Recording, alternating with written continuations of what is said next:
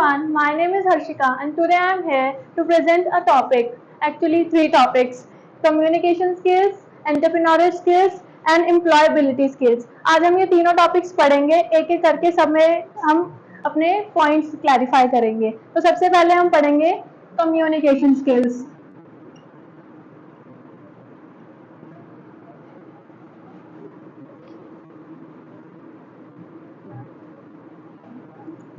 तो communication skills के बारे में हम क्या जानते हैं? कम्युनिकेशन जब हम करते हैं तो हम अपने व्यूज, अपने टॉपिक्स और अपने थॉट्स को अपने सामने वाले ग्रुप ऑफ पर्संस या किसी एक पर्सन को हम क्लैरिफाई करते हैं। इसमें मिनिमम 2 पार्टीज का होना बहुत जरूरी है, क्योंकि अगर हम अपने व्यूज एक्सप्रेस करेंगे तो सामने वाले का सुनना भी तो उतना ही जरूरी है ना। अगर हम ऐसे ही बोलेंगे और कोई सुनने वाला नहीं होगा, कोई रिस्पॉन्ड करने वाला नहीं होगा, तो हमारा क्या फायदा होगा अपना कम्युनिकेशन करने का, अपने व्यूज एक्सप्रेस करने का।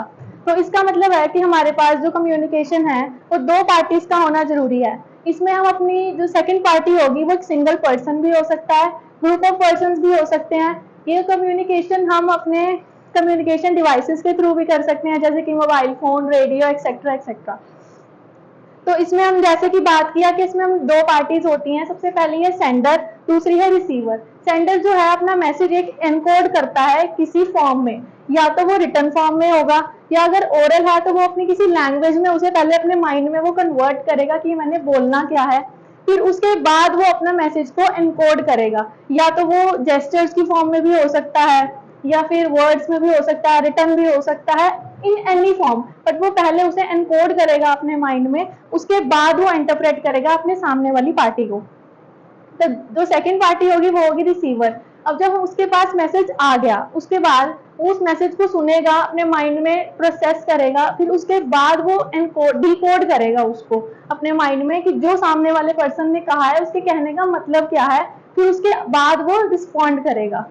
तो इसी करके मतलब इसके कहने का ये मतलब है कि जब वो सामने वाली पार्टी दोबारा से उसको रिपोर्ट करेगी तो कहीं ना कहीं जो रिसीवर होगा वो अगले बार में सेंडर बन जाएगा।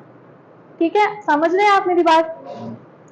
कि उसको रिस्पॉन्ड करने के लिए खुद भी तो आगे से कुछ बोलना है ना, फिर आगे उसको सेंड करना है, तो वो आगे सेंडर बन जाएगा और फिर वो सामने वाला रिसीवर बन जाएगा। ये सुनने में थोड़ा सा इजी लग रहा है, बट ऐसा कुछ भी नहीं है, क्योंकि एक सेंडर को सोचना पड़ता है कि सामने वाली पार्टी के, सामने वाले जो रिसीवर हैं उसके क्या कंसेप्ट्स हैं, जो मैं कहना चाह रहा हूँ उसके माइंड में उन चीजों की क्लैरिटी है भी या नहीं, या बेसिक सी बात कह सकते हैं जिस लैंग्वेज में मैं बात कर रहा हूँ उस लैंग्वेज की नॉलेज भी है क्या सामने वाले पर्सन को। तो इस बारे में एक सेंडर को बहुत सोच विचार करके अपनी बात को सामने रखना है।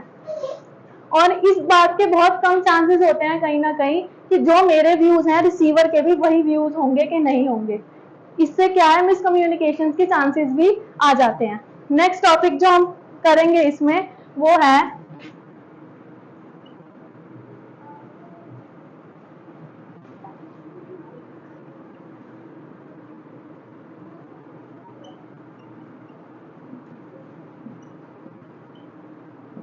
इम्पोर्टेंस ऑफ कम्युनिकेशन स्किल्स, कि हमारी लाइफ में या किसी ऑर्गेनाइजेशन में या हमारी डे टू डे लाइफ में कम्युनिकेशन स्किल्स के क्या क्या हमारे पास इम्पोर्टेंसेस हैं।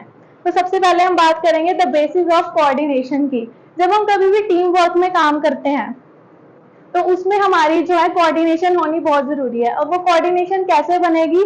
हमारी कम्युनिकेशन से। जब एक मैनेजर अपने व्यूज और थॉट्स को, जो भी उसके प्लान्स हैं आगे आने वाले, उसके गोल्स एंड ऑब्जेक्टिव्स के लिए, वो जब तक कम्युनिकेट नहीं करेगा अपने ऑर्डिनेट्स और सबऑर्डिनेट्स को, तो ना ही टीम वर्क बन सकता है और ना ही जो उसने गोल्स उसने सोचे हुए हैं वो आगे अपने गोल्स को पूरा कर सकता है। तो इसीलिए कम्युनिकेशन जो है पहला स्टेप है आगे कोऑर्डिनेशन और अपने कंपनी की सक्सेस के लिए।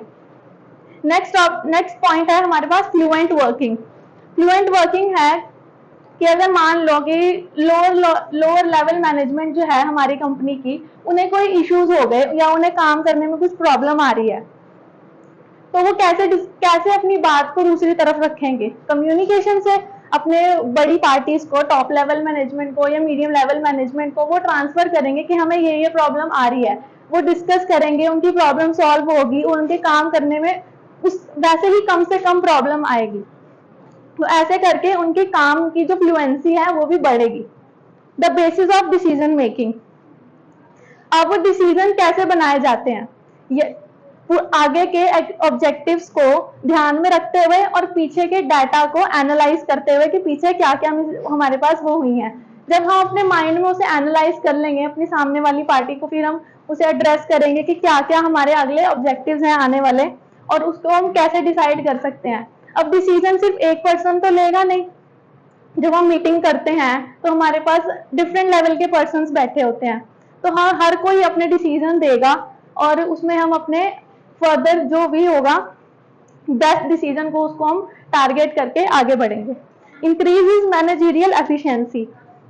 अपने टारगेट कन्वे करने से, उनकी जॉब्स को ऑल्टरेट करने से, अगर उनमें कोई प्रॉब्लम आ रही है तो अगर मेरे पास 10 पर्सन है, मेरे अंडर 10 पर्सन काम कर रहे हैं, मैं उन्हें कम्युनिकेट करूंगी कि आपकी ये जॉब है, आपकी ये जॉब है, आपकी ये जॉब है। उसी से ही क्या है, हम अपने टारगेट्स को फुलफिल कर सकते हैं। नेक्स्ट जो पॉइंट है, next and last point is boost moral of the employees. जब हम सारे किसी एक गोल के लिए काम कर रहे होते हैं ना, तो सबकी राय लेना भी बहुत जरूरी होती है। सबकी राय लेंगे, वो आपस में कम्युनिकेट करेंगे, लोग बूस्ट होता है कहीं ना कहीं कि हमारी भी कहीं ना कहीं इंपॉर्टेंस रखी जा रही है। तो ऐसे करते करते हम एक ऑर्गेनाइजेशन में जो कम्युनिकेशन के थ्रू अपने ऑर्गेनाइजेशन के ऑब्जेक्टिव्स को फुलफिल करते हैं। इनमें कोई डाउट? क्लियर? तो चलते हैं नेक्स्ट टॉपिक पे, प्रिंसिपल्स ऑफ इफेक्टिव कम्युनिकेशन।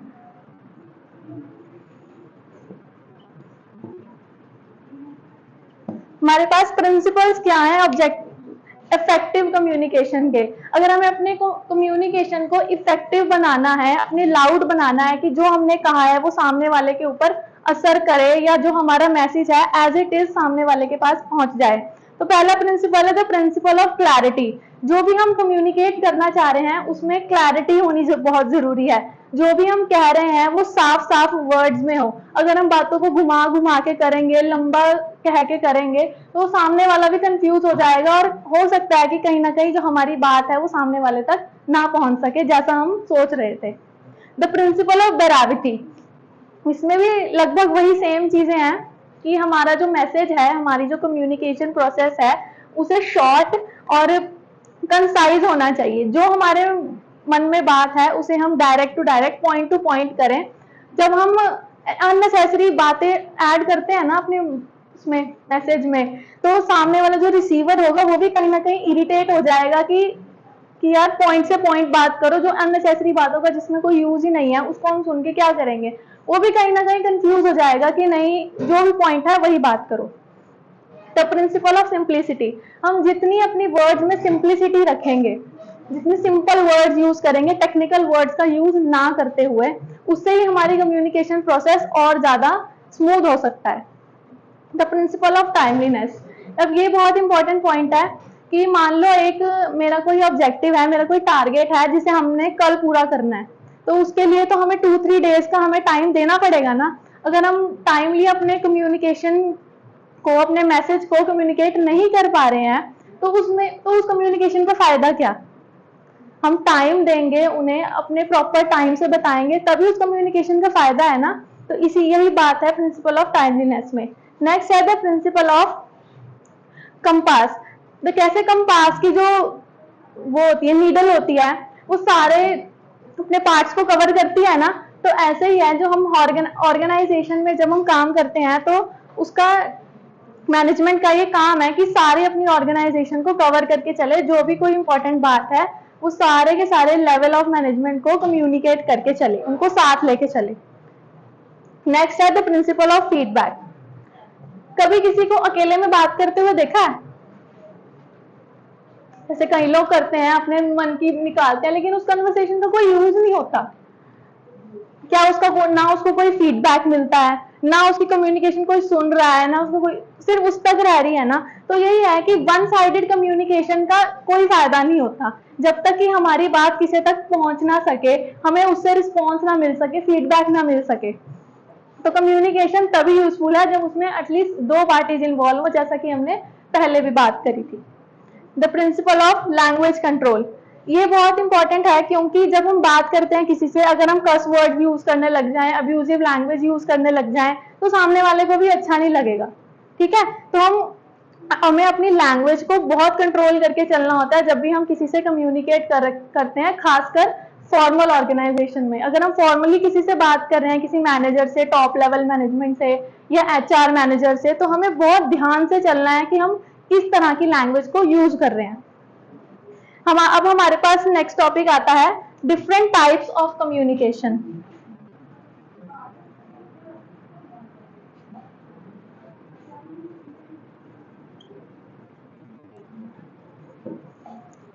क्या किसी को पता है कि कितने टाइप्स की कम्युनिकेशन होती है?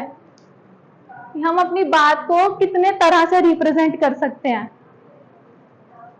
हम अपनी कम्युनिकेशन को 4 तरीके से रिप्रेजेंट कर सकते हैं।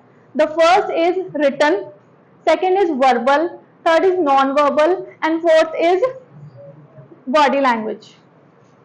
तो फर्स्ट जो हमारी वर्बल होती है, जैसे कि मैं आपसे बात कर रही हूँ, मैं अपनी बात को अपने बोल के रिप्रेजेंट कर रही हूँ आप सबके सामने, जिसमें स्पोकन वर्ड्स हैं, साइन लैंग्वेजेस, जैसे मैं अपने हैंड यूज कर रही हूँ तो उसमें साइन लैंग्वेजेस यूज होती हैं। इसमें फेस टू फेस भी हम यूज करते हैं, और एक कम्युनिकेशन डिवाइसेस जैसे कि वीडियो कॉल, वीडियो कॉन्फ्रेंसेस होते हैं, सेमिनार्स होते हैं, ऐसे वो वर्ड जिसमें यूज होते हैं। और इसके लिए गुड कम्युनिकेशन स्किल्स होनी बहुत जरूरी है कि एक जो पर्सन बोल रहा है उसको अपनी बात समझानी आनी चाहिए। Next is non verbal. अब इसमें हम जेस्चर्स यूज करते हैं, टोन ऑफ वॉइसेस यूज करते हैं। इसका क्या मतलब है? जेस्चर्स जैसे कि अगर हमें कुछ हाँ का रिस्पॉन्ड करना है तो हम ऐसे अपनी गर्दन हिलाते हैं, अगर ना में हम ऐसे यूज करते हैं। टोन ऑफ वॉइसेस, जैसे कई बार अपने मुंह से हम वॉइसेस निकालते हैं हाँ या ना के लिए, वो हम यूज करते हैं। वो वर्बल नहीं है, वो कहीं ना कहीं हम जेस्चर कर रहे हैं, इशारा कर रहे हैं किसी ना किसी को। अगला है बॉडी। बॉडी लैंग्वेज से रिप्रेजेंट करते हैं। अगर हम कहीं ना कहीं इंटरेस्टेड होंगे ना किसी बात को सुनने के लिए, तो हम बड़ा अलर्ट होके बैठते हैं। सामने वाले पर्सन को पता चल जाता है कि हाँ ये अलर्ट है, ये हमारी बात सुन रहा है। इससे एक मैसेज तो ट्रांसफर हुआ ना हमारे पास कि हाँ सामने वाला हमारी बात सुन रहा है।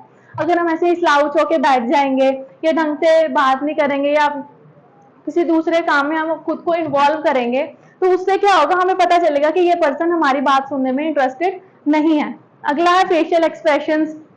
इससे तो हम सबको पता है कि फेशियल एक्सप्रेशन से हम कैसे अपनी बात एक्सप्रेस कर सकते हैं। अगला है ड्रेस। हम कहीं ना कहीं ड्रेस से भी अपनी बात को जो है रिप्रेजेंट करते हैं। अब इसमें मैं आपको एग्जांपल देती हूँ। पीछे जब T20 वर्ल्ड कप हुआ, तो जब अफगानिस्तान और इंडिया का मैच हुआ ना, तो उन्होंने अपने आर्म्स पे एक ब्लैक कलर का बैंड बांधा हुआ था। अब इसका क्या मतलब है? ना उन्होंने कुछ बोल के बताया ना कुछ। इसका क्या मतलब है? उसी हमारी इंडियन एक क्रिकेट टीम का जो प्लेयर था उसकी डेथ हुई थी थोड़े टाइम पहले, तो उस चीज को उन्होंने रिप्रेजेंट करने के लिए कि हाँ हमें दुख है इस बात का, तो उन्होंने बिना कुछ बोले अपने बॉडी अपीयरेंस से, अपनी ड्रेस कोड से उस चीज को रिप्रेजेंट कर दिया कि हाँ हमें इस चीज का दुख है and we are representing that. अगला है रिटर्न। हम रिटर्न कैसे अपना मैसेज ट्रांसफर करते हैं? लिखने से, अपना मैसेज टाइप करने से, किसी को पेपर पर लिख के देने से। जैसे बिल बोर्ड्स लगे होते हैं बड़े बड़े, उसमें तो लिखा होता है, ना तो उसमें कोई बोल रहा होता है ना ही उसमें कोई साइंस होते हैं, तो उसमें लिखने से ही अपने मैसेज को उसमें ट्रांसफर किया जाता है। अगला है विजुअल। इसमें हम graphs, charts, photographs, maps, logos और सिंबल से अपने जो है कम्युनिकेट करते हैं। कई बार क्या होता है कि जब हम वर्बल कम्युनिकेशन कर रहे होते हैं ना, उसमें हमें कुछ नंबर्स को शो करने के लिए चार्ट की जरूरत होती है। अगर मैं आपसे बात करूं कि मुंबई की पॉपुलेशन इतनी है, गोवा की इतनी है और उत्तर प्रदेश की इतनी है, तो आप नंबर सुन के ना उसको ग्रास्प नहीं कर पाएंगे। अगर यहीं पे मैं इसको एक चार्ट में प्रिपेयर कर दूं कि मुंबई की इतनी है, गोवा की इतनी है, आप उसको एक अंदाजा लगा सकते हैं अपने माइंड में कि हाँ ये चीज कहना चाह रही है। वो नंबर आपको ग्रास्प करने में इजी होंगे। तो ये जो विजुअल रिप्रेजेंटेशन होती है ना कम्युनिकेशन की, वो वर्बल के साथ काफी ज्यादा मैच करती है। अब तक कोई आपको डाउट? सब क्लियर है? ओके। अब हमारा जो नेक्स्ट टॉपिक है वो है बॉडी लैंग्वेज।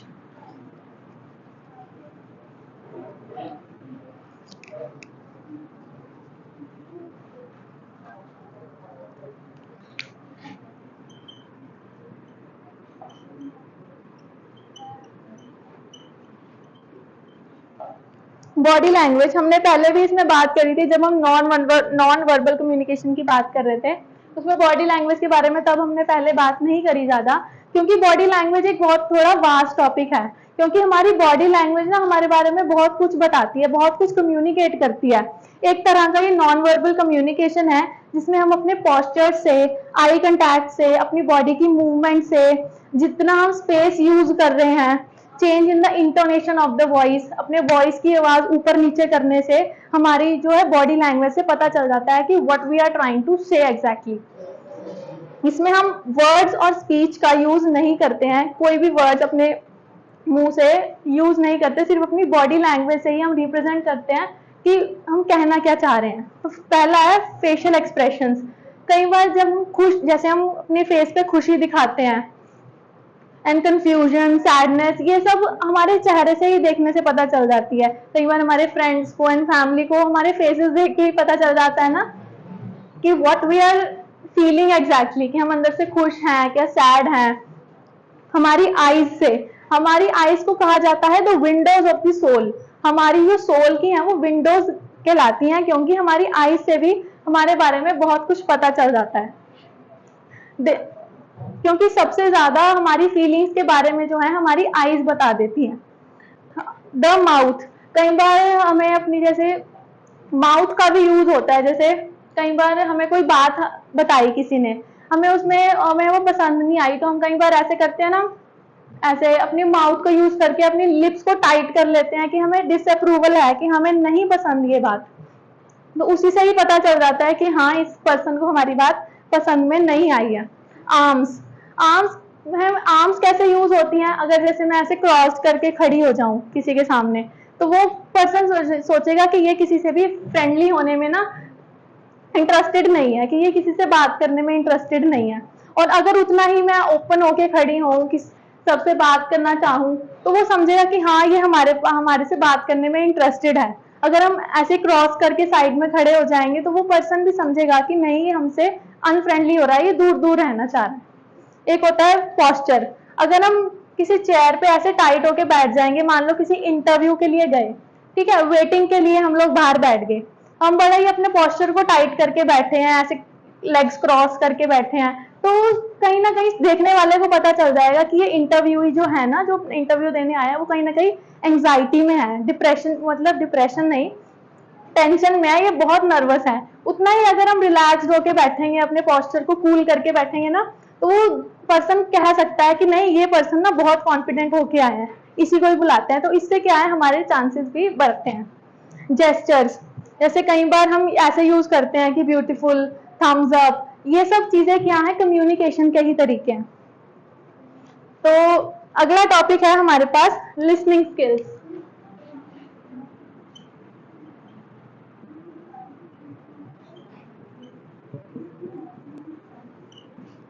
इसी के साथ ना हम लिसनिंग स्किल्स में हम कम्युनिकेशन में क्यों पढ़ते हैं? सुनना ही तो है? नहीं, ऐसा नहीं है। जब हम कम्युनिकेट करते हैं, किसी से बात करते हैं, तो वो सामने वाले को सुनने की कला भी आनी चाहिए। ये आपने हिंदी में भी सुना होगा कि एक अच्छा श्रोता ही एक अच्छा वक्ता बन सकता है, मतलब एक अच्छा लिसनर जो बात अच्छे से सुनता है, वही अच्छे से बोल भी सकता है किसी के सामने। तो सुनने की कला भी उतनी ही जरूरी है जितनी ही बोलने की कला जरूरी है। Listening is the ability to accurately receive and interpret message in the communication. Listening एक ऐसी एक्टिविटी है जिससे हमारे सामने मिलने वाले मैसेज को हम अपने माइंड में इंटरप्रेट करके समझते हैं कि सामने वाला पर्सन क्या कह रहा है। Listening is the key to all effective communication. जैसे कि मैंने पहले भी बताया था कि अगर हम किसी की बात सुन रहे हैं, हम रिसीवर हैं, हम एक लिसनर हैं, उसके बाद हमें रिस्पॉन्ड करने के लिए हमें भी तो एक सेंडर बनना पड़ेगा ना। अगर हम सामने वाले पर्सन की पहले बात सुनेंगे नहीं, तो हम ना आगे से कम्युनिकेट कर पाएंगे, तो वो कम्युनिकेशन प्रोसेस है ना, वो वहीं बीच में ही ब्रेक हो जाएगा। अगर हम पहले जो सेंडर की बात है वो सुनेंगे ही नहीं, तो अच्छे से एक सेंडर की बात सुनना, उसे इंटरप्रेट करना एंड उसके आगे की बातें रिफ्रेश करना अपने माइंड में बहुत जरूरी है। तो अगला है इफेक्टिव लिसनिंग स्किल्स। कि लिसनिंग स्किल्स को ग्रास्प करने के लिए अपने माइंड में क्या क्या टेक्निक्स हो सकती हैं जिससे हम उसे इफेक्टिव बना सकते हैं। सबसे पहला है डिस्कवर योर इंटरेस्ट फील्ड्स, कि अपने इंटरेस्ट फील्ड्स को हम डिस्कवर करें कि अगर जो सामने वाला पर्सन बोल रहा है क्या वो हमारे इंटरेस्ट में है भी या नहीं, अगर नहीं है तो उसकी हम बात सुन के और नॉलेज गेन करें।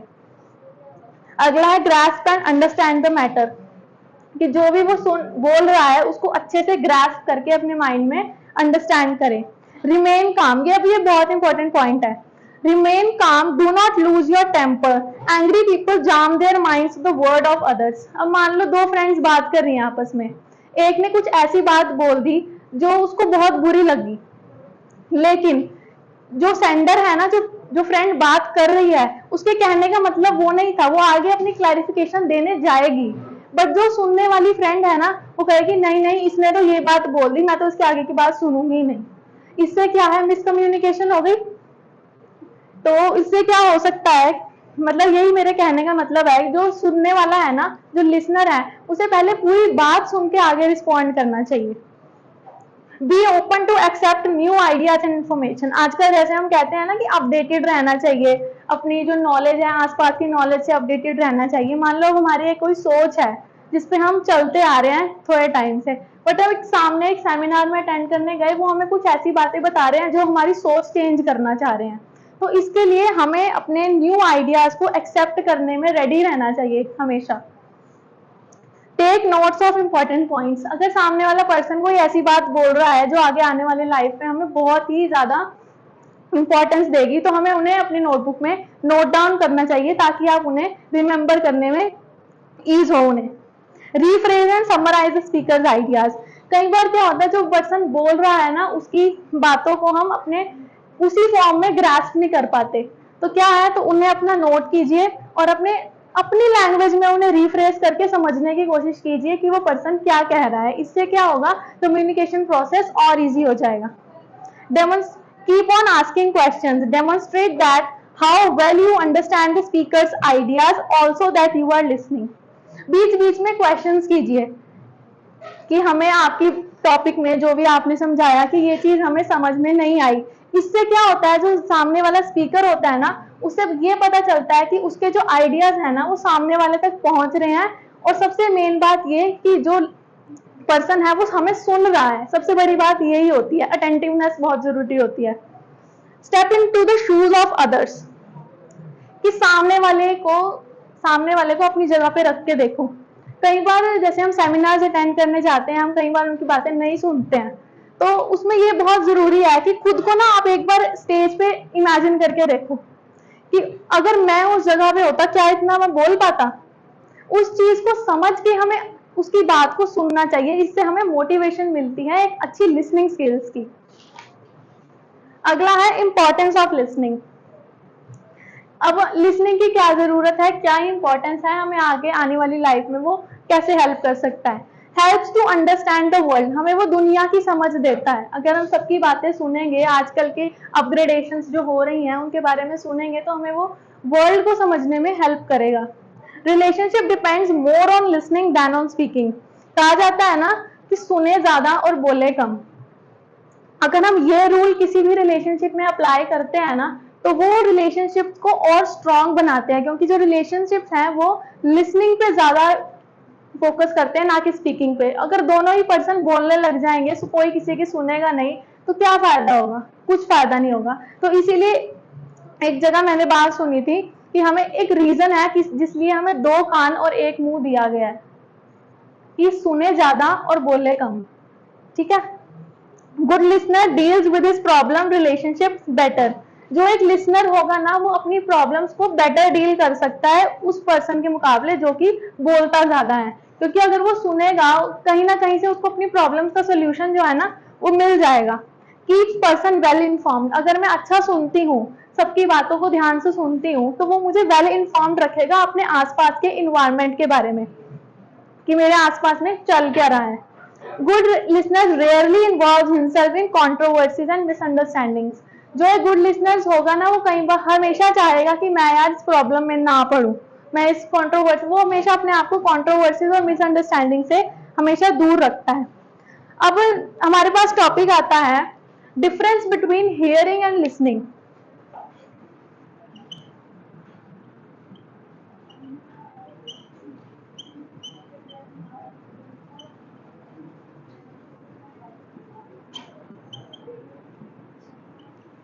हम कई बार इंग्लिश लैंग्वेज में ना इन दोनों वर्ड की कंफ्यूजन कर जाते हैं। हियर की जगह लिसन यूज कर सकते हैं, लिसन की जगह हियर यूज कर देते हैं। इसका क्या नुकसान है, या बेसिकली इन दोनों वर्ड्स का मतलब क्या है? जो हियरिंग वर्ड है ना, ये हम अपने इनवॉलेंटियर है, हम ना भी चाहे ना वो आवाज हमारे कानों में पड़ेगी। जैसे कुछ वाइब्रेशंस हैं या कुछ साउंड्स हैं, ऐसे साउंड्स वेव्स हैं जो हमारे कानों में पड़ती रहती है, हम ना भी सुनना चाहे ना वो भी तब भी हमारे कानों में जाएगी। और उसी जगह पे जो लिसनिंग है वो सुनने की एक प्रक्रिया तो है, उसके साथ साथ जो हमने सुना है अपने माइंड में उसको इवॉल्व करके उसको समझना भी है। ठीक है, जो हमारी हियरिंग है ना वो हमारी 5 सेंसेस में से एक आती है। हमारी 5 सेंसेस कौन सी हैं?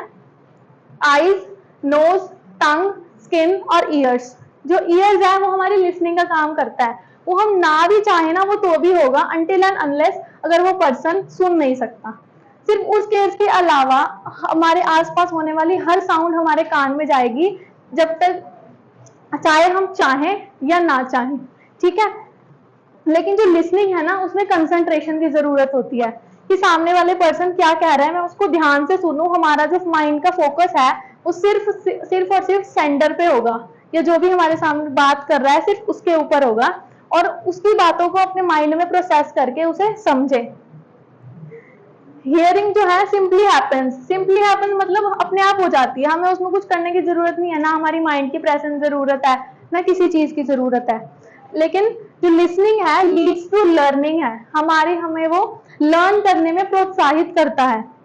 जो हम सुन रहे हैं उससे कुछ ना कुछ तो एटलीस्ट एक पर्सन सीख ही जाएगा। जो हमारी हियरिंग है वो फिजियोलॉजिकल है। फिजियोलॉजिकल मतलब हमारी बॉडी से कनेक्टेड है, हमारे बॉडी पार्ट से कनेक्टेड है, किसी भी उसमें मेंटल एक्टिविटी की जरूरत नहीं है उसमें। लेकिन जो लिसनिंग है एक साइकोलॉजिकल एक्टिविटी है, एक मेंटल एक्टिविटी है जिसमें हमारे माइंड का यूज हो रहा है। हमारे माइंड जब तक उसे प्रोसेस नहीं करेगा तब तक वो एक जो लिसनिंग प्रोसेस है वो कंप्लीट नहीं हो सकता। जैसा कि हमने पहले भी कहा कि हियरिंग जो है उसमें हियरिंग में कंसंट्रेशन की जरूरत नहीं होती है और लिसनिंग में कंसंट्रेशन की जरूरत होती है। ठीक है, अब हमारा इसी के साथ हमारा कम्युनिकेशन जो प्रोसेस स्किल्स है वो टॉपिक कंप्लीट होता है। अब हमारा जो नेक्स्ट टॉपिक है वो है एम्प्लॉयबिलिटी स्किल्स।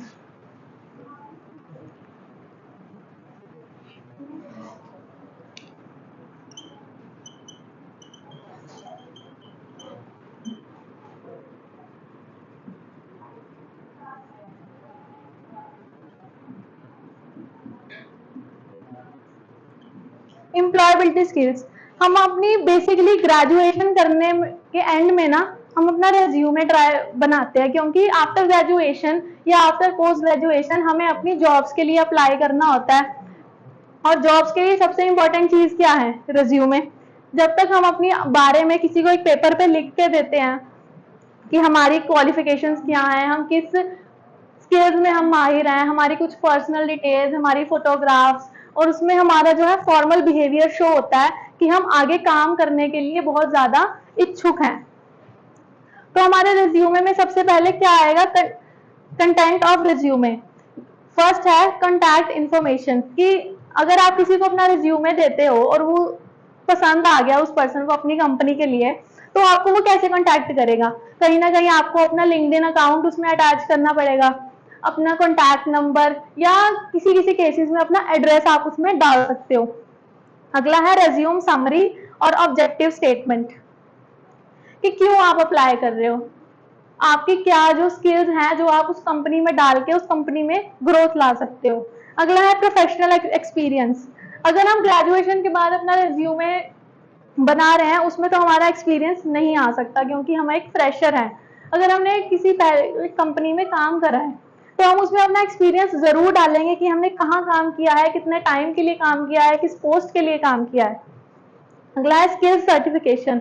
अगर मैंने अपनी पढ़ाई के अलावा कोई स्किल्स ली हैं, जैसे कि हमने टैली का ही कोर्स करा है, तो हम उसमें वो जरूर ऐड करेंगे कि हम एक टैली सर्टिफाइड हैं, हमने टैली किया है और हमारा उसका सर्टिफिकेट भी, आप चाहें तो उसमें आप सर्टिफिकेट भी लगा सकते हैं। एजुकेशन, अपनी एजुकेशन की डिटेल्स उसमें देना, लेकिन वो एक क्रोनोलॉजिकल ऑर्डर में होती है, रिवर्स क्रोनोलॉजिकल ऑर्डर में होती हैं कि सबसे पहले आप अपनी लेटेस्ट डिग्री डालें, फिर उसके बाद स्कूलिंग एंड फर्दर। एंड अगला है tailor your resume to the job description. आप जिस भी जॉब के लिए अप्लाई कर रहे हैं उसके अकॉर्डिंग आप अपने रिज्यूमे को तैयार करें कि अगर हम ग्रेजुएशन के बाद दे रहा नंबर ऑफ जॉब अपॉर्चुनिटीज, तो हम जहां भी अप्लाई कर रहे हैं उसके हिसाब से हमारा जो रेज्यूमे होगा ना, उस हिसाब से हमें उसे टेलर करना पड़ेगा, ऑल्टर करना पड़ेगा। अगला है गाइडलाइंस फॉर राइटिंग रिज्यूमे, कि हमें क्या क्या चीजें याद रखनी है एक रिज्यूमे को प्रिपेयर करते हुए। सबसे पहला है कीप इट 1 पेज। अगर हम एक फ्रेशर हैं तो 1 पेज से ज्यादा हमें अपना रिज्यूमे प्रिपेयर नहीं करना है। मैक्सिमम टू मैक्सिमम उसकी जो लिमिट्स हैं वो 2 पेजेस हैं। अगर आपको कोई एक्सपीरियंस है, या मैक्सिमम टू मैक्सिमम सिर्फ 2 पेजेस से ज्यादा, क्योंकि जब एक पर्सन उसे रीड करता है ना, एक रेज्यूमे तो उस पर्सन के पास आएगा नहीं।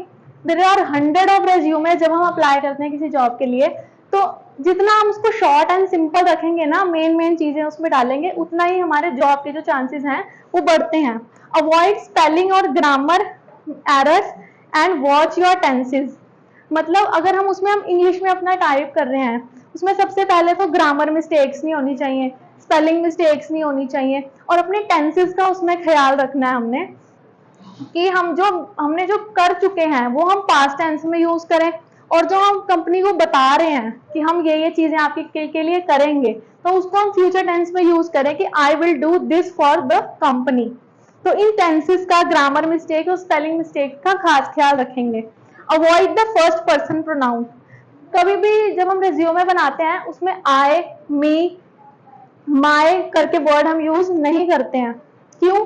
क्योंकि इससे क्या होता है, आपकी जो पोजेसिवनेस है ना अपने आप को लेके, वो कहीं ना कहीं उन्हें शो हो जाती है कि ये पर्सन तो सिर्फ मैं ही करता रहता है। तो जब भी हमने कोई चीज उसमें लिखनी है ना कि आई हैव डन दिस, तो उसमें आई नहीं यूज होगा, सिर्फ हैव डन यूज करके लिखा जाएगा, क्योंकि रिज्यूमे तो आपके बारे में ही है ना, वो पर्सन अपने आप अंडरस्टूड उसे कर लेगा कि ये जो चीज लिखी है वो आपके बारे में ही लिखी है। अगला है send your resume as a PDF. हमेशा जब भी हम अपने रेज्यूमे की एक सॉफ्ट कॉपी प्रिपेयर करते हैं ना, कई बार हमें अपनी सॉफ्ट कॉपीज भेजनी पड़ती हैं, ऑनलाइन भेजनी पड़ती हैं उसको, अपने रेज्यूमे को, तो उसको कोशिश करें कि उसे पीडीएफ फॉर्म में बना के उसे भेजें, क्योंकि जैसी आपने फॉर्मेटिंग उसमें करी होगी ना, वैसी ही सेम फॉर्मेटिंग पीडीएफ में जाती है। अगर हम उसे एक वर्ड डॉक्यूमेंट में भेजेंगे ना, तो कहीं ना कहीं जो आपकी फॉर्मेटिंग है वो चेंज हो जाएगी, वो फिक्स नहीं रहेगी। पीडीएफ में इमेज फॉर्म में जाएगी, जो कि बहुत बेनिफिट देगी। आपने जैसा भेजा है और वैसा ही वो पर्सन रिसीव करेगा। अगला है make sure it's easy to read. जो उसका फॉन्ट साइज होगा हमें 10 to 12 के बीच में ही रखना है, ताकि उस पर्सन को रीड करने में इजी हो, ना ज्यादा बड़ा और ना ज्यादा छोटा जो फॉन्ट हम उसमें यूज करेंगे।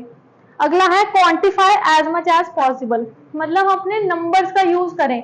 मान लो अब हमारा एक्सपीरियंस है, जितने साल का एक्सपीरियंस है, जैसे 4 years of experience, I have completed my 100% sales in the past company with 25% growth. अगर हम ऐसे वर्ड्स यूज करते हैं ना, 100%, 25%, उस पर्सन के माइंड में ना इजी है वो बात को कैच करना। अगर मैं ऐसे ही बोल दूं कि मैंने अपनी सेल्स पूरी कंप्लीट करी थी और ग्रोथ लाई थी कंपनी में, इससे ज्यादा इफेक्ट करेगा कि अगर मैं बोलूं कि 100% मैंने अपनी सेल्स कंप्लीट करी है और ग्रोथ करी है 25% करी है।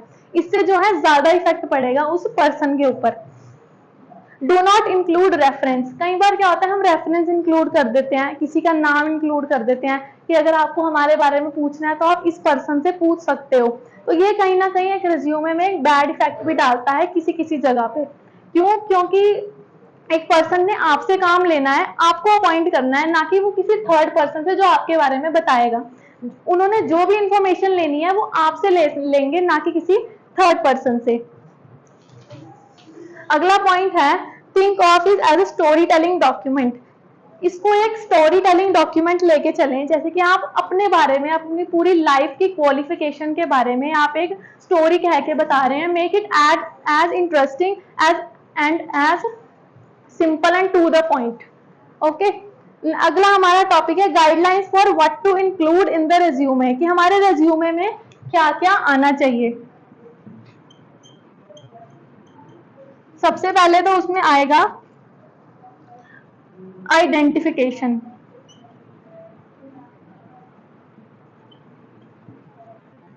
पहले उसमें आइडेंटिफिकेशन आएगी। आइडेंटिफिकेशन में हमारा फोटो, हमारा नेम विद लास्ट नेम, अगर आप मिडिल नेम यूज करते हैं तो आप वो भी डाल सकते हैं, अपनी पर्सनल डिटेल्स, अपनी एज और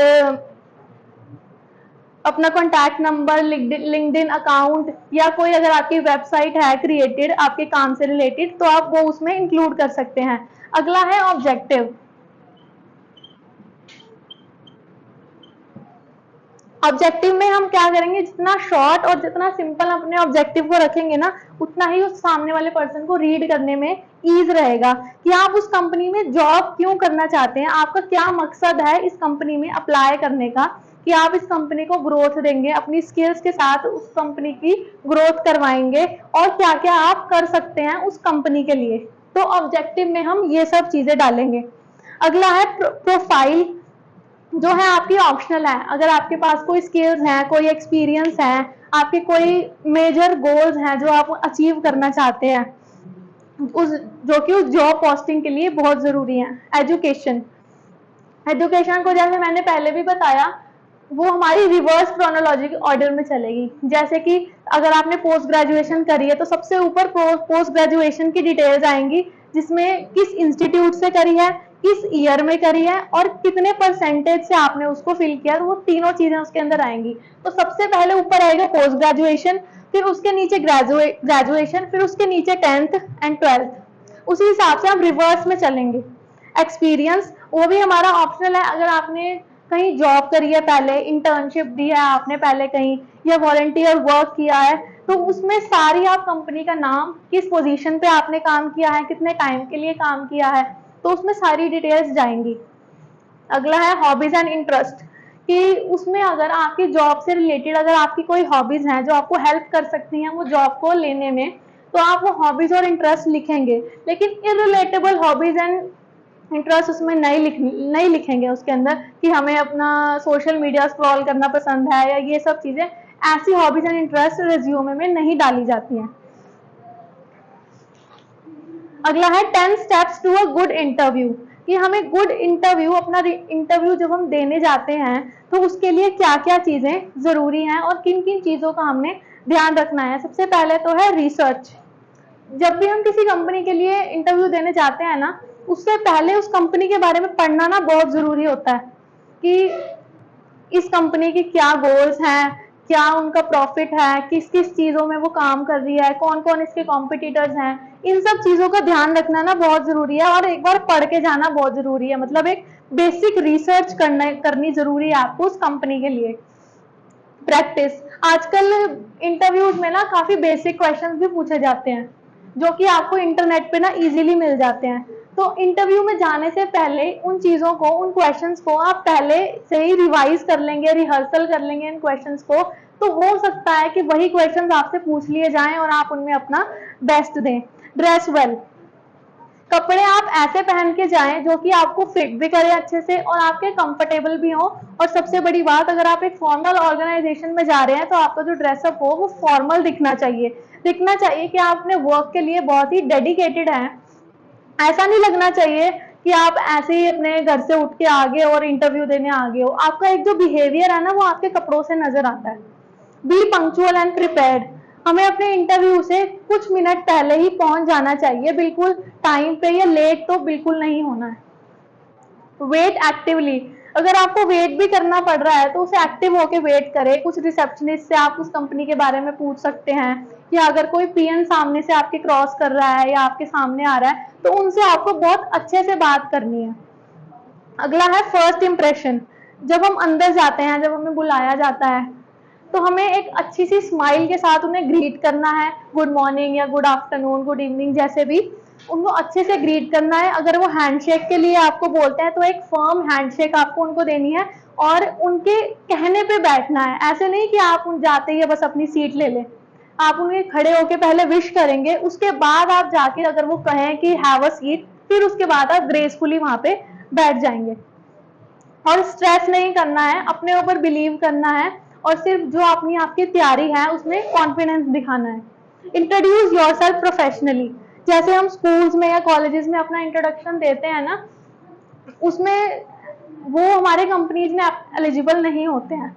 तो हमारा जो इंट्रोडक्शन है, जब हम इंटरव्यू के लिए प्रिपेयर करते हैं ना, उसमें कहीं ना कहीं एक प्रोफेशनलिज्म होना चाहिए, क्लास होनी चाहिए कि हाँ हम एक कंपनी के लिए काम करने आए हैं, तो हमें उसी हिसाब से अपना इंटरव्यू देना है। आंसर क्वेश्चन फुल्ली, अगर हमसे कोई क्वेश्चन पूछा जा रहा है तो हमें टू द पॉइंट और एक फुल फ्लैज उसका आंसर देना है। अगर हम अपने टॉपिक से भटक जाएंगे या लंबे लंबे आंसर देने लग जाएंगे तो उसका कोई यूज नहीं होगा, जिससे और उससे हमारे सिर्फ जॉब के वो जो होंगे चांसेस कम ही होंगे। स्टे पॉजिटिव, अपने लास्ट जॉब के लिए, अगर आपने लास्ट जॉब इससे पहले कोई जॉब करी है तो उसके लिए भी आपको एक पॉजिटिव एटीट्यूड शो करना है। ये नहीं है कि आप अपनी पुरानी कंपनी छोड़ के आए हैं तो उसके लिए आप नेगेटिव बातें बोलना शुरू कर दो। इससे बहुत एक नेगेटिव इफेक्ट पड़ता है कि कल को ये भी एक जो इंटरव्यू होगा, जो एचआर मैनेजर होगा, वो ये भी सोच सकता है कि कल को जब ये हमारी कंपनी छोड़ के जाएगा तो हमारे बारे में भी ऐसी ही बातें करेगा। तो इन चीजों को बड़ा ही देखना चाहिए। अब हमारे पास है dos and don'ts for interview. सबसे पहला है ड्रेस एप्रोप्रिएटली, कि हम अपनी जो ड्रेस है, जैसा भी हम अपीयर कर रहे हैं उस चीज को थोड़ा देख के चलें। पंक्चुअलिटी, अपना टाइम, एग्जैक्ट टाइम और एग्जैक्ट लोकेशन हमारे जाने से पहले हमें पता होनी चाहिए। अगर हमें उस लोकेशन के बारे में नहीं पता कहीं ना कहीं, तो उसको हम एक दिन पहले या कुछ दिन पहले उसको रिवाइज कर ले कि ये हमें 2 दिन बाद या 4 दिन बाद इस जगह पे आना है। क्यों? इससे क्या होगा, हमें लेट होने के चांसेस जो होंगे वो कम हो जाएंगे। अराइव बिफोर द टाइम, वही जो हमने पहले बात करी कि हमें 10 मिनट पहले वहां पे पहुंच जाना चाहिए। और ट्रीट अदर्स नाइसली, हमें दूसरों से अच्छे से बात करनी है। और जो भी हमारे पास रिलेटेड हैं कंपनीज के इंटरव्यू के बाहर, उनसे भी हमें बहुत अच्छे से बात करनी है। बॉडी लैंग्वेज, जब हम अंदर जाएंगे हम एक फर्म बिहेवियर लेके जाएंगे, अपनी फर्म बॉडी लेके जाएंगे। स्लाउच नहीं करना है, बिल्कुल ऐसा यौनी बिहेवियर नहीं दिखाना कि आप यहाँ बाहर बैठे बैठे बोर हो गए या फिर आपको इस कंपनी में इंटरेस्ट नहीं है। कॉल योर, ये सबसे इंपॉर्टेंट है, call your interviewer with mister और डॉक्टर और मिस। जब भी हम इंटरव्यू देने जाते हैं ना, तो हमें एक मेल भी मिल सकता है, एक फीमेल भी मिल सकता है। तो जब वो अपना हमें इंटरव्यू, जब अपना वो इंट्रोडक्शन देगा ना, वो हमें अपना नेम बताएगा। या तो वो डॉक्टर होगा, एक पीएचडी ग्रेजुएट होगा जिसके आगे डॉक्टर लगा होगा। अगर एक मेल बैठा है तो उसके हम मिस्टर कह के बात करेंगे। और अगर एक फीमेल बैठी है ना, तो हम उसको ये जानने में इंटरेस्टेड नहीं होने चाहिए कि आपका मैरिटल स्टेटस क्या है, हम आपको मिस कह के पुकारे कि मिसेस कह के पुकारे। आप उसे सिंपली मिस कह दीजिए, जो कि उस सामने वाले पर्सन को, सुनने वाले पर्सन को बिल्कुल भी ऑकवर्ड नहीं लगेगा। आप उनका मैरिटल स्टेटस जानने में बिल्कुल भी इच्छुक नहीं नजर आने चाहिए। मेंटेन आई कॉन्टैक्ट, जब हम बात कर रहे हो, जिस पर्सन ने वो क्वेश्चन किया हो, उनकी आंखों में आंखें डाल के हमें बात करनी है। मेंटेन पोस्चर वाइल सिटिंग, जब भी हम बैठे हैं तो हमें एक अटेंटिव और अलर्ट होके बैठना है वहां पे, बिल्कुल भी अपनी बॉडी लैंग्वेज को खराब नहीं करना है। और ऑनेस्टी दिखानी है आपने। अगला पॉइंट है बी ऑनेस्ट। ऑनेस्टी दिखानी है कैसे? अगर हमने अपने रेज्यूमे में कुछ लिख दिया और हम बोल कुछ और रहे हैं, तो उससे क्या होगा, आपकी जो दोनों चीजें हैं वो क्लैश कर जाएंगी कि इसने रिज्यूमे में तो कुछ और लिखा है और ये बोल कुछ और रहा है, तो हम किसकी माने, रिज्यूमे की माने कि उसकी माने। तो इससे क्या है, जो हो क्लैश हो सकता है उनके थॉट्स में और आपके जॉब चांसेस जो हैं वो कम हो सकते हैं। एग्जिबिट अ पॉजिटिव एटीट्यूड, जो भी आपके साथ और इंटरव्यू देने आए हैं या और भी पर्सन्स हैं जिनसे आपसे मिलने जाना है या बात करनी है, तो उनको आप एक पॉजिटिव एटीट्यूड दिखाओगे, चाहे आपका इंटरव्यू अच्छा गया हो या बुरा। अगला है डोंट्स, कि हमें इंटरव्यू देने जाने तक क्या करना है और क्या नहीं करना है। तो हमें एक्सक्यूजेज नहीं देने हैं। जो भी आपके एक्शंस हैं, जो भी आपके डिसीजंस हैं, उनके लिए आपका एक पॉजिटिव एटीट्यूड होना जरूरी है। और बहानेबाजी, कहने का मतलब है कि बहानेबाजी नहीं करनी है। Don't make negative comments about previous company और जॉब एम्प्लॉयज और अदर्स, कि दूसरों के बारे में, जो भी आप दूसरी कंपनी के बारे में आप काम करके आए हो, उनके बारे में नेगेटिव जो चीजें हैं वो आपको नहीं बोलनी है। डोंट फॉल्सिफाई इंटरव्यू मटेरियल और आंसर, वही जो हमने पहले बात करी कि हमें जो अपने इंटरव्यू, जो हमने रिज्यूमे में लिखा है, उसको जो फॉल्सिफाई नहीं करना है, दैट शो नहीं करना है कि जो हमने बोला है और जो हमने लिखा है वो दोनों क्लैश नहीं करने चाहिए। Don't treat the interview casually. कभी भी इंटरव्यू देने जाओ तो ये मत शो करो कि हम तो सिर्फ एक प्रैक्टिस के लिए इंटरव्यू देने आए हैं। ऐसे कई बार होता है ना कि हम अपने ग्रेजुएशन करते करते कुछ इंटरव्यू देने चले जाते हैं, तो ये चीज हमें इंटरव्यू को शो नहीं करनी है कि हम सिर्फ प्रैक्टिस के लिए आए हैं। आपको वैसे ही इंटरव्यू देना जैसे आपने बस यहाँ से जॉब लेके अपने घर जाना है। Don't show you are only interested in the organisation. हमें ये भी शो नहीं करना है कि हम सिर्फ उस कंपनी में काम करें, हमें उस कंपनी का नेम चाहिए अपने नाम के साथ कि हम इस कंपनी में काम करते हैं। आपको अपनी बातों में ऐसा भी शो नहीं करना है। Don't show you are only interested in the salary. आपको ये ऐसे भी शो नहीं करना है कि आपको तो सिर्फ पैसा चाहिए, बाकी आपको किसी चीज से मतलब नहीं है। अपनी जो स्किल्स हैं आपने वो भी एनहांस करनी है। देयर आर 100 ऑफ थिंग्स जो आपने एक कंपनी में काम करते करते सीखनी होती हैं अदर देन सैलरी। सैलरी एक मॉनिटरी पर्पस है। Don't show you are only interested in being employed. आपको ऐसा भी शो नहीं करना है कि आपको तो सिर्फ काम चाहिए, आपको बाकी और चीजों से कोई मतलब नहीं है। A job search can be hard work and involve frustration. तो डोंट शो योर फ्रस्ट्रेशन। कई बार क्या होता है, हम एक जॉब तो ढूंढ रहे होते हैं लेकिन हमें इंटरव्यू कॉल नहीं आ रही होती, तो उस करके ना हम फ्रस्ट्रेट हो जाते हैं। तो उस फ्रस्ट्रेशन को हमने अपने जॉब इंटरव्यू में शो नहीं करनी कि हमें काफी टाइम बाद ये हुआ, हमने ये प्रॉब्लम्स देखी, ये हुआ, तो हमें ये चीजें शो नहीं करनी है। डोंट बी वरीड और ask about the marital status of the female employees. जैसा कि हमने पहले बात करी कि फीमेल एम्प्लॉइज की मैरिटल स्टेटस को जानने में हमें कोई भी इच्छा नहीं होनी चाहिए।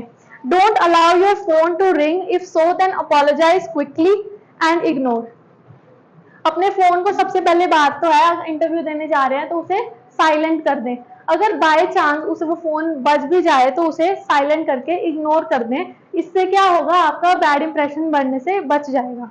Don't take your parents, spouse, anyone with you, show that you are independent enough. अगर आप एक इंटरव्यू देने जा रहे हैं तो आप कोशिश कीजिए कि अकेले जाएं, ना अपने पेरेंट्स को, स्पाउस को या किसी फ्रेंड्स को अपने साथ ले जाना अवॉइड करें। शो करें कि आप एक इंडिपेंडेंट इंसान है जो कि अपनी जो ड्यूटी है वो अपने आप को खुद संभाल सकता है। तो इस टॉपिक में अब तक कोई डाउट किसी को? तो हम आप अगला टॉपिक शुरू कर रहे हैं, दैट इज एंटरप्रेन्योरशिप।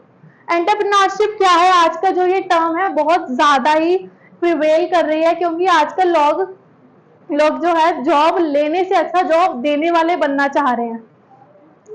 एक entrepreneurship is the ability and readiness to develop, organise and run a business.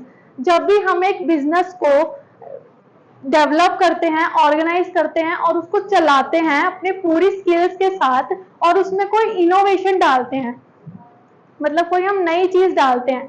एक बिजनेस और एक एंटरप्रेन्योरशिप में यही दोनों चीजों का डिफरेंस है, इनोवेशन का। एक बिजनेस शुरू करना और एक एंटरप्रेन्योरशिप शुरू करना में इनोवेशन का फर्क है कि हम अपना कोई नई स्किल जो अभी तक मार्केट में नहीं आई है, या कोई ऐसा प्रोडक्ट जो हम अभी तक मार्केट में नहीं आया और जो हमारी जो एनवायरनमेंट है और जो कस्टमर्स हैं उनको जरूरत है उस चीजों की, अब जब हम वो चीज लेके आते हैं अपने बिजनेस में तो उसको हम एंटरप्रेन्योरशिप बोलते हैं। एंटरप्रेन्योरशिप की 4 चीजों से कनेक्टेड है जो हम कॉमर्स में पढ़ते भी हैं। 4 M's के नाम से हम जिन्हें जानते हैं, मैन, मशीन, मटीरियल और मनी। इन सब चीजों से ही जो है बिजनेस वो शुरू किया जाता है और चलाया जाता है। एंटरप्रेन्योरशिप में भी एक मेन ऑब्जेक्टिव मॉनिटरी ऑब्जेक्टिव भी है, जो हम पैसे के लिए काम किया जाता है। अगला है हमारे पास कैरेक्टरिस्टिक्स ऑफ एंटरप्रेन्योरशिप। सबसे पहली तो वह है इकोनॉमिक एक्टिविटी, कि हम पैसे के लिए काम करते हैं। अगर हम अपनी डे टू डे लाइफ में कोई एक ही एक्टिविटी डेली कर रहे हैं, उसको पैसा कमाने के लिए कर रहे हैं, अपना पैसा डाल भी रहे हैं, तो वो हमारी एक इकोनॉमिक एक्टिविटी बन जाती है। अगला है इनोवेशन। एंटरप्रेन्योरशिप का एक बहुत इंपॉर्टेंट चीज है इनोवेशन, जो हमने पहले भी बात करी। कोई ऐसी चीज अपने बिजनेस में लाना जो कि पहले एनवायरमेंट में, पहले इंडस्ट्रियल एटमॉस्फेयर में वो चीज है ही नहीं।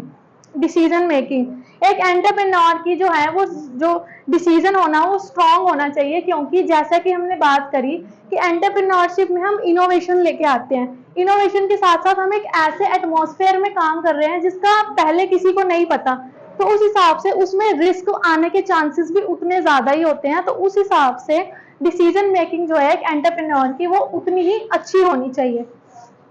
कंस्ट्रक्शन स्किल्स कि उसको एक जो अपना एम्पायर खड़ा करना है, अब उसने एंटरप्रेन्योरशिप में अगर अपना स्टेप रख दिया तो उस हिसाब से उसको एक एम्पायर खड़ा करने के लिए भी उतना ही पेशेंस चाहिए और उतनी ही स्किल्स चाहिए। रिस्क बियरिंग, ये रिस्क जो है अपना रहा है एक जो कंपनी का इनसेपरेबल फीचर होता है जिससे एक कंपनी को अलग नहीं किया जा सकता रिस्क को। अगला है स्ट्रॉन्ग डिजायर ऑफ बेनिफिट्स। हम कंपनी में दो चीजों के लिए काम करते हैं, सबसे पहला तो पैसे के लिए और दूसरी अपनी ग्लोरी के लिए, मतलब अपनी गुडविल के लिए। जितना हमें पैसों की जरूरत है उतनी ही हमें ये भी जरूरत है कि हमारी अच्छी रेप्यूटेशन बने, जो हमारा मार्केट में नाम हो, हमारी इस फील्ड में नाम हो, वो सबसे ऊपर हो। तो इसके लिए काम करते हैं। तो जो एक एंटरप्रेन्योर होना चाहिए उसको इन दोनों चीजों पे काम करना चाहिए। अगला है क्वालिटीज ऑफ सक्सेसफुल एंटरप्रेन्योर। अगर आप एक एंटरप्रेन्योर बनना चाहते हो तो उसके लिए आपके पास कुछ ऐसी क्वालिटीज होनी चाहिए जिनसे कि आप अपने काम को और बेहतर कर सकते हो। मेंटल एबिलिटी, सबसे पहला है मेंटल एबिलिटी, जिसके लिए आपके पास इंटेलिजेंस और क्रिएटिव थिंकिंग होनी चाहिए। क्रिएटिव थिंकिंग ऐसे कि आपको चीजों को अलग तरह से सोचना आना चाहिए, क्योंकि इंडस्ट्रियल एटमॉस्फेयर में एक ही चीज रिपीटेटिव करने वाले बहुत इंसान बैठे हैं, लेकिन एक चीज को नया तरीके से करने के लिए या नए काम को करने के लिए ना आपको क्रिएटिव थिंकिंग की जरूरत है। अगला है क्लैरिटी ऑफ ऑब्जेक्टिव।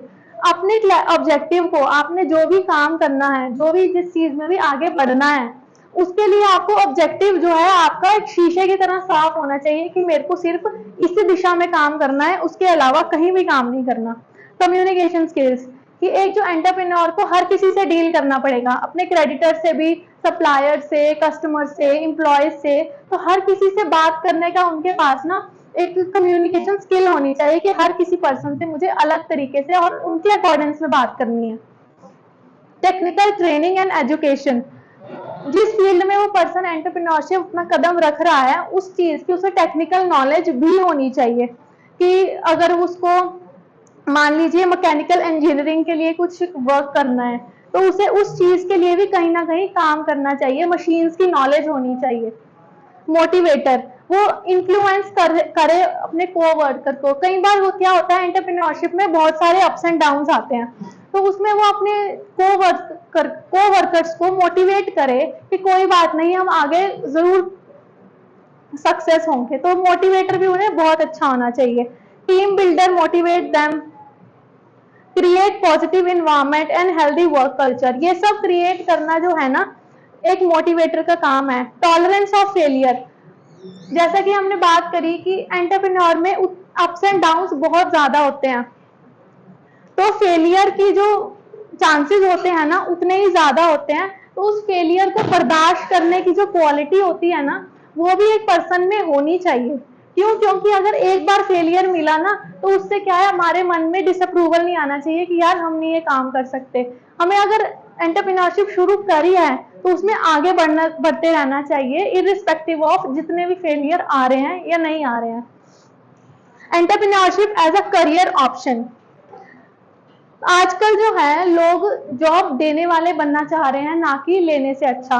और जिस तरह से हमारे जो इन्वायरमेंट में, इंडस्ट्रियल एनवायरनमेंट में जॉब्स खत्म होती जा रही हैं, उतनी ही एंटरप्रेन्योरशिप की नीड भी उतनी ही बढ़ती जा रही है। तो जैसे जैसे लोग अपनी एंटरप्रेन्योरशिप स्किल्स दिखा के बिजनेसेस, नए नए बिजनेसेस शुरू करेंगे, सबको एम्प्लॉयमेंट भी मिलेगी और उससे क्या होगा, हमारी जो कंट्री का ही फायदा होगा। तो आजकल जो जॉब्स हैं वो एंटरप्रेन्योरशिप स्किल्स को रिप्लेस करके आगे बढ़ रही हैं।